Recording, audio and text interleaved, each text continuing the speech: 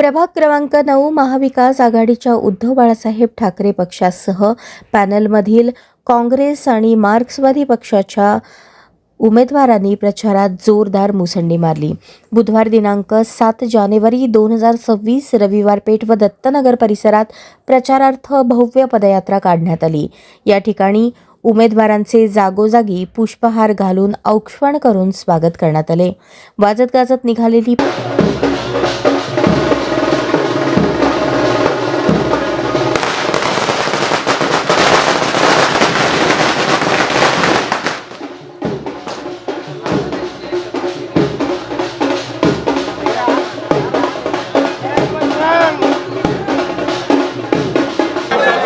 अरे जिंदाबाद जिंदाबाद महाविकास आघाडीचा महाविकास आघाडीचा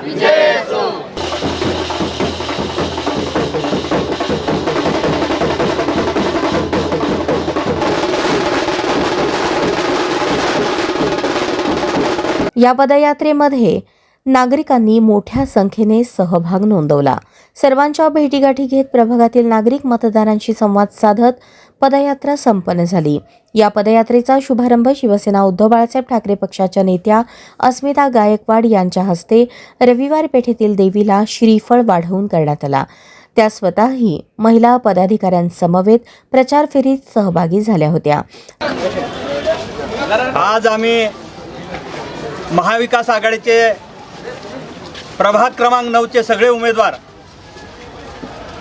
मी स्वतः ॲडव्होकेट सुरेश बापू गायकवाड, उद्धव बाळासाहेब ठाकरे पक्षाकडून मशाल, त्यानंतर दत्तांना बंडपट्टे काँग्रेस पक्षाकडून त्यांचा पंजा आहे, त्यानंतर कम्युनिस्ट पक्षाच्या माझ्या दोन्ही भगिनी अरुणा आडम आणि गीता वासम, कोयता हातोडा चांदतारा ह्या चिन्हावरती निवडणूक लढवतो। निवडणूक अत्यंत महत्त्वाची आहे। सोलापूरच्या विकासाला हाक देणारे आहे। सोलापूरची बकाल अवस्था ज्यांनी केली, सोलापूरच्या विकासाला ज्यांनी तिलांजला लावली, ह्या सगळ्याला उत्तर देण्यासाठी ही महत्त्वाची लढाई आहे। सोलापूरच्या विकास कामात कोणत्या पद्धतीनं हे भाजपनं कुटील नीती केली, अनेक वर्षे ह्यांना सत्ता दिली, तीन ठिकाणी सरकार आहे त्यांचं। भाजपला महापालिकेत सत्ता आहे, राज्यात सत्ता आहे, केंद्रात सत्ता आहे।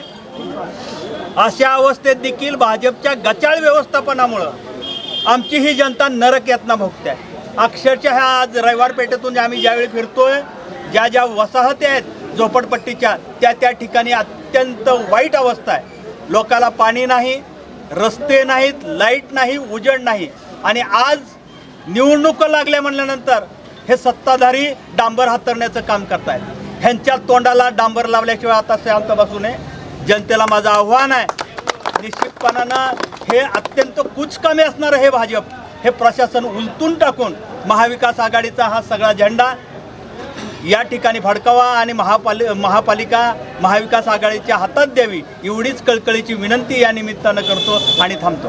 महानगरपालिकेतले काही विविध कायदे कानून तुम्ही जाणू शकता आणि अशा इच्छुक उमेदवाराला निवडून दिल्यानंतर त्याचा फायदा होईल असं मला वाटतं। निश्चितपणानं सांगतो, संविधानामध्ये तरतूद आहे, संविधानाचं आर्टिकल सांगतं 5 वर्षामध्ये निवडणूक झाली पाहिजे, परंतु संविधानाला तिलांजली देत हे सरकार 8-8 वर्ष देखील निवडणुका लावत नाही।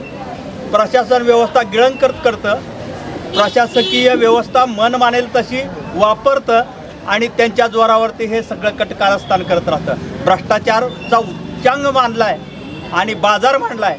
अशा ह्याला कुठंतरी आता थांबवण्याची आत्ता गरज आहे। आपण बघतो ह्या सगळ्या परिसराचा विकास, सोलापूरचा विकास अक्षरशः मातीमोल करण्याचं काम आणि महापाप भाजपवाल्यांनी केलंय। रक्तपात घडून निवडणुका जिंकण्याचं कटकारस्थान ते करतायत, हे देखील अत्यंत वाईट। आत्तापर्यंत कधीच असं घडलं नाही की पालकमंत्री 5 स्टार हॉटेलमध्ये बसून निर्णय घेतात आणि पार्टी हलते, त्याबद्दल तुमचं काय मत आहे? निश्चितपणानं पालकमंत्री सत्ताधारी ज्या पद्धतीने वागतायत त्यांना चोख उत्तर ह्यावेळी जनता देणार आहे। त्यांची मस्तवालपणा त्यांचा जिरवल्याशिवाय ही जनता आता शांत बसणार नाही। सायंकाळी दत्तनगरमधील दाजी गणपतीपासून प्रचारार्थ पदयात्रा निघाली।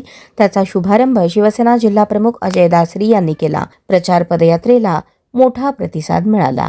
आज आम्ही दत्तनगर परिसरामध्ये आहोत. सोलापुरातली ही महाविकास आघाडी निश्चितपणानं भाजपचे 13 वाजवल्याशिवाय राहणार नाही. कारण आज आपण पाहतोय त्यांनी आयुष्यभर गेली कित्येक वर्ष या ठिकाणी सत्तेचा उपभोग घेतला. माझा सवाल आहे भाजपच्या जाणत्या नेत्यांना, तुम्ही दत्तनगरचा नेमका विकास काय केला ते सांगा अगोदर. आज 10 बाय 10च्या खोलीमध्ये 10 माणसं राहत असताना मी पाहिलं, 10 महिला राहत असताना पाहिलं. त्यांची दुःख कधीही कुणीही ऐकून घेतली नाहीत.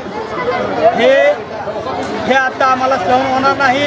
आम्ही आता ह्याच्यावरती प्रहार करण्यासाठी ही महाविकास आघाडी आता मजबूत केलेली आहे. आणि निश्चितपणानं सांगतो येत्या 15 तारखेला मतदार ह्याचा चोख बंदोबस्त करतील भाजपवाल्यांचा. आणि भाजपचं फूल कोमजल्याशिवाय आता राहणार नाही यात तेळ मात्र शंका नाही. संविधान सांगतं दर 5 वर्षांनी निवडणुका घ्या, परंतु हे भाजपवाले जाणीवपूर्वक 8-8 वर्ष निवडणुका घेत नाही. आर्टिकल 243 पहा, त्याच्यामध्ये त्याची तिलांजली दिली गेली आहे. प्रशासन हवं तसं वापरलं जातं आहे. त्यामुळे भाजपला वेळीच धडा शिकवण्यासाठी, इथल्या मूलभूत सुविधा आणण्यासाठी, लोकांना रोजगार, नियमित पाणी, दिवा बत्ती ह्या सुविधा मिळाल्याच पाहिजे हा त्यांचा संविधानिक अधिकार आहे. त्यासाठी आम्ही निश्चितपणानं पानाला लागू आणि हा महाविकास आघाडीचा रथ विजय खिचून आल्याशिवाय थांबणार नाही यात तीळ मात्र शंका नाही. जय महाराष्ट्र.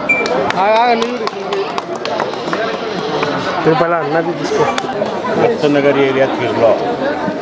ही असलं गरीब आहे दत्तनगर एरियामध्ये, काही सुविधा त्यानं केली नाही. या की आता त्यांनी 15 वर्ष झाले आम्ही राजकारणात फोटा आहे, त्यांचा फोटा नाका चालू आहे. आणि आज आम्ही हिंडलो दत्तनगर एरियासह परवा करता म्हणजे एवढं फिरून इथं ऑफिसात आलो.